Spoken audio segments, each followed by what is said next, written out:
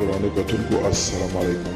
زه محمد سلمان همدرد د حق غږ پښتو چینل خبري لنډیز کې ستاسو کوربه اوس تاسو پام را اړوم د مهمو خبرونو لنډیز. د بهرنیو چارو وزیر حنیف اتمر په کابل کې د پاکستان له سفیر سره په لیدنه کې له نوموړي غوښتي چې پر افغان خاوره د پاکستاني فوجیانو له لوري راټوغول کېدونکي توغندۍ په اړه د کابل جدي اندېښنې پاکستاني چارواکو ته ورسوي.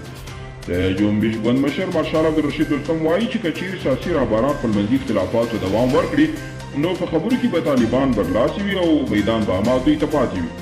د ایران مذهبي مشر علي خامنه‌ای ویلي تړون هغه لوري باید چې شرط وړاندې کړي ایران دی.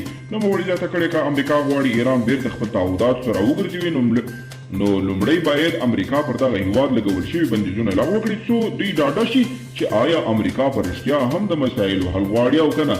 او د ولسمشر لومړی مرستیال امرالله صالح ویلي چې ډېر خوشي شوي طالب زندانیان بیرته د جګړې ډګر ته ستانه شوي دي. صالح زیاته کړې چې د خوشي شویو 15,000 او 500 طالب زندانیانو له ډلې 85 سلنه یې بیرته د جګړې ډګر ته تللي او اوس مهال د افغان امنیتي ځواکونو پر وړاندې جنګیږي او طالبانو د صالح دا ادعا په کلکه رد کړې.